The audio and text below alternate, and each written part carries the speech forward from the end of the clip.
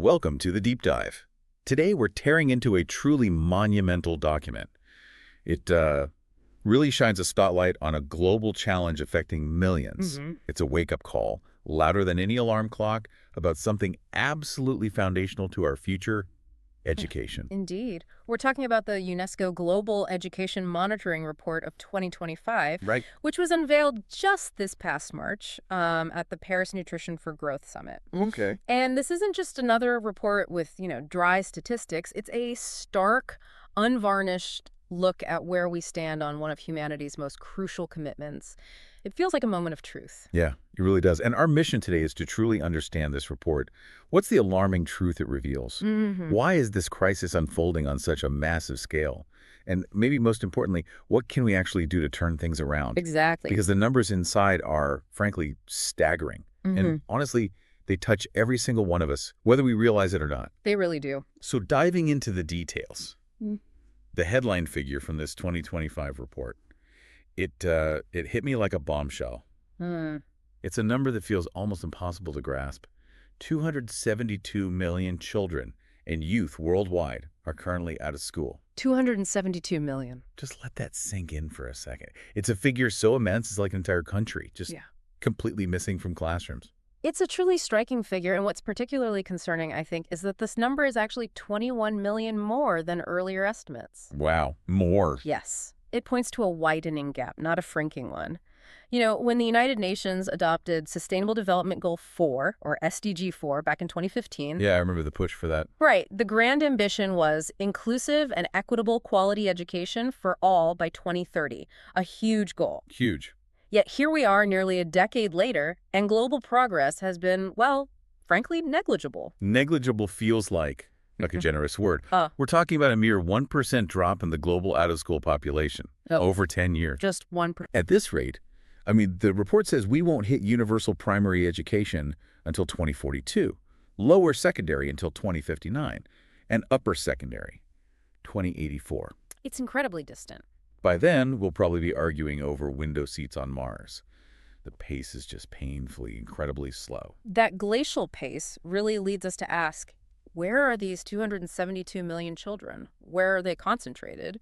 And the data overwhelmingly shows over half of them, more than half, are in sub-Saharan Africa. Sub-Saharan Africa, right. And when we zoom out to look at low-income countries generally, a staggering 33% of school-aged children are missing out entirely. The third. A third, compared to, a stark contrast of just 3% in high-income countries. 3% versus 33. That's an enormous disparity. It truly paints a picture of systemic inequity, doesn't it? A world divided. And the money. The financial investment really tells the story of that division, doesn't it? Oh, absolutely. Low-income countries are spending, what was it, a paltry $55 per student annually? $55. It's almost unbelievable, while high-income countries are splashing out a staggering $8,543 per student. It's like comparing, I said it before, a gourmet meal to a packet of instant noodles, maybe without the flavor sachet. Beyond the obvious human tragedy here, what's a less talked about, maybe even counterintuitive impact of this education crisis on, say, developed nations? Even those that seem unaffected on the surface. That's a great question. It might sound distant, but if we connect this to the bigger picture, it's actually a profound economic and intellectual bottleneck for the entire planet. How so?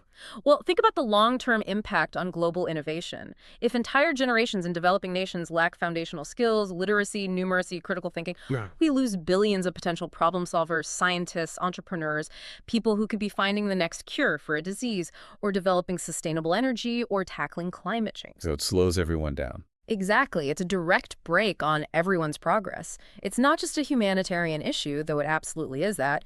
It's also a profound opportunity cost for the global economy and, really, our collective future. So it's not just a moral failing, it's actually a strategic one for the whole world. Precisely. Now, to truly understand this, we need to ask, why?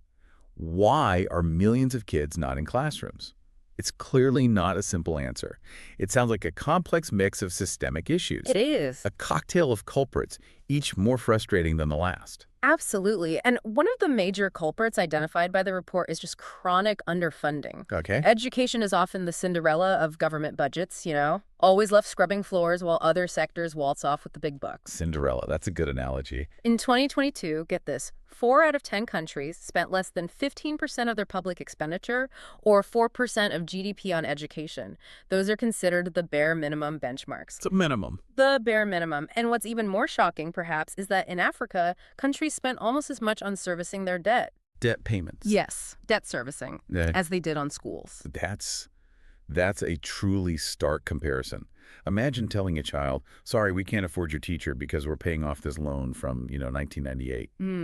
It's a tragic reality for so many. It puts future generations into deficit before they even start. It truly is. And tied closely to underfunding is poverty's vicious cycle. It's hard to separate them. Right. Poor families simply can't afford what might seem like small costs to us, school fees, uniforms, maybe even the bus fare to get their kids to class. Things we take for granted. Exactly. Children from marginalized backgrounds, particularly in low-income countries, are just far, far more likely to drop out than to graduate. It's like life handed them a monopoly board but forgot to give them any money to even start playing. Yeah.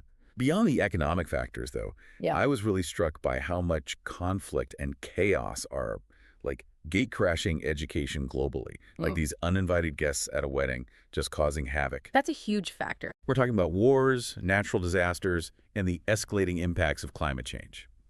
There was a 2024 climate report mentioned. It highlighted that schools closed in 75% of extreme weather events affecting over 5 million people. 75%. Floods, cyclones, they don't just destroy buildings, right? They shatter educational continuity. They destabilize entire communities for years sometimes. That disruption is absolutely devastating. And this leads to another critical area the report emphasizes: leadership. Leadership. Okay. The 2024-2025 GEM report really hammered this point home. Good, strong leadership is the secret sauce, if you will, for quality education. Secret sauce. I like that. But the reality is, in many countries, school principals are less inspirational visionary and more, overworked paper pushers. They're buried in administrative tasks. So they can't lead effectively. Exactly. Without robust, supportive, and frankly, effective leaders at the school level, schools often just flounder. They struggle to deliver on their potential. And we absolutely cannot ignore the persistent gender gaps. That came through strongly, too. Critically important. Girls, particularly in regions like sub-Saharan Africa, are disproportionately left out. It's due to ingrained cultural norms, the prevalence of early marriage, and sometimes just a simple lack of safe schools or safe roads to school. It's like they're sidelined before they even get a chance to step onto the stage, denied their fundamental right to learn and thrive. It's heartbreaking. It is. It really is. Okay, so while the challenges are immense, and honestly, it can feel overwhelming listening to all this. Well, it can. It's not all doom and gloom. The report does highlight some bright spots, right? Initiatives proving that progress is actually possible. We're not totally hopeless here. You're absolutely right. There's definitely cause for some optimism in certain areas. It's truly inspiring when you look at the sheer number of children who have enrolled since 2015. Okay. We've seen 110 million more children and youth enter school globally. 110 million more. That's huge. That's a massive influx. And furthermore, secondary school completion rates are also significantly up. We've got 40 million more young people graduating than a decade ago. Okay, that's progress. These are real, tangible successes. They show what's possible with concerted effort. That's a lot of backpacks and lunchboxes walking through school gates, which is great to hear. And you mentioned innovation. One incredible example is from India, right? The southern state of Kerala. Yes, Kerala's School Wiki initiative. It started back in 2009. School Wiki. Tell us about that. It's essentially a collaborative platform. It connects 15,000 schools. Wow. For collaborative content creation. It boasts over 30,000 articles now, 13,000 users. Yeah. Students, teachers, even alumni are all contributing. So it's like Wikipedia, but built collectively by an entire state's education system. Pretty much. It really highlights how technology, when it's integrated smartly and thoughtfully, can genuinely empower learning and foster a real sense of community around education. That sounds fantastic. And another promising area, one that tackles that chronic funding issue we discussed, is innovative financing, particularly these things called debt for education swaps. Debt for education swaps. Explain that. Okay, so in these arrangements, countries can essentially have some of their international debt forgiven Right. in exchange for investing those freed up funds directly into education. Ah, okay. So you trade the debt burden for investment in schools.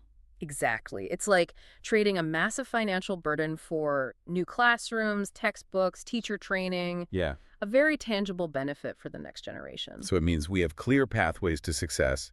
We know some things that work, but scaling them, that requires significant sustained commitment, doesn't it? More than just good intentions. Absolutely. Commitment and resources. Let's zoom in on India for a moment, because it seems like a country that really encapsulates both the progress and the persistent challenges we're discussing.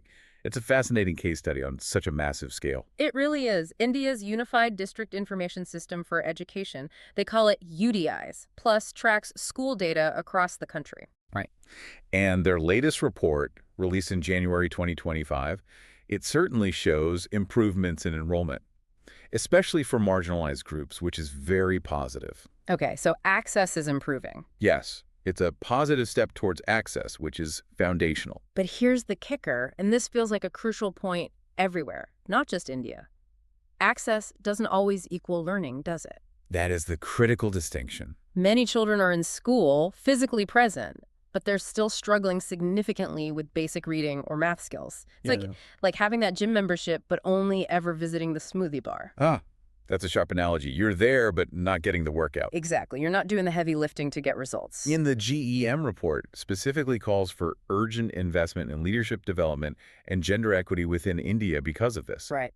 In a country where caste, class, and gender still significantly shape opportunities and outcomes, ensuring schools are truly inclusive places where every child can genuinely thrive, that's absolutely critical. So inclusion means more than just getting them through the door. Much more. Karnataka State, for instance, leads in caste diversity among education staff, which is a fantastic model for representation and inclusivity. That's good. But it's largely an outlier. Most states need to step up, and rapidly, to address these deep-seated systemic inequalities. Okay, so after all this data, this analysis, what do we do?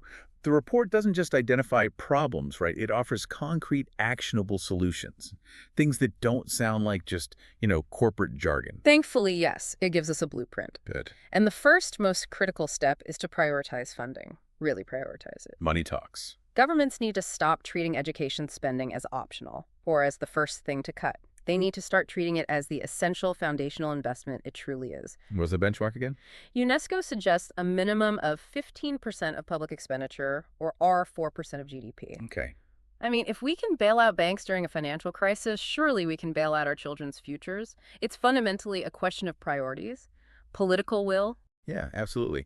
And then there are those debt for education swaps we mentioned. They sound pretty cool, actually. They are a very practical tool. Countries like Brazil with G20 support are actively pushing for this kind of debt restructuring to free up funds specifically for schools. It's essentially telling a creditor, look, I'll pay you back, but let me build a library and hire some teachers first. It's pragmatic. Transformative, potentially. It really is. And beyond funding, we also need to invest seriously in leadership training that moves beyond endless PowerPoints to actually equipping principals to inspire, to innovate, to lead their schools effectively. They need to be educational strategists, not just administrators ticking boxes. Makes sense. Furthermore, schools just need safe, accessible environments. That means basic things. Classrooms that don't collapse in a storm. More female teachers, which helps address gender disparities and provides role models. And secure routes to school so girls aren't walking miles in danger just to get an education. These sound like fundamental necessities, but they often get overlooked, don't they? They absolutely do. Basic safety and infrastructure. And technology. You mentioned careless school wiki. It shows technology done right is key. Done right is the operative phrase. Right. It proves how digital tools can truly empower, fostering collaboration and learning, rather than just becoming a, glorified babysitter or a distracting gimmick. Exactly. It's about smart, thoughtful integration into the curriculum and the school community, not just dumping laptops on desks that one laptop per child. Hype often falls flat without proper infrastructure and training. Yeah, we've seen that happen. And finally, global solidarity. It's crucial, and it needs to be more than just charity. What do you mean? Well, official development assistance aid for education actually saw a discouraging drop recently, from 9.3% of total aid in 2019 down to 7.6% in 2022. It went down. It went down. High-income countries need to significantly increase their commitment. They need to pony up. These aren't pie-in-the-sky dreams, these solutions. They're achievable if we simply shift our collective mindset and truly commit to investing in human potential globally. Okay, so if you're listening right now thinking, this is important, sure, but how does it really affect me? Let me maybe hit you with a reality check. Education isn't just about kids learning their ABCs somewhere far away. It's about building societies that don't, well, implode. Yeah. It's about the very fabric of our shared future and global stability. That's absolutely right. Uneducated populations are demonstrably more vulnerable to poverty, certainly, but also to extremism and to the pervasive spread of misinformation that destabilizes democracies everywhere. That's a critical link. An educated world, on the other hand, fosters innovation. Yeah. It reduces inequality across the board, and ultimately it creates a more stable, more prosperous global environment for everyone. And there's an economic return too, right? A huge one.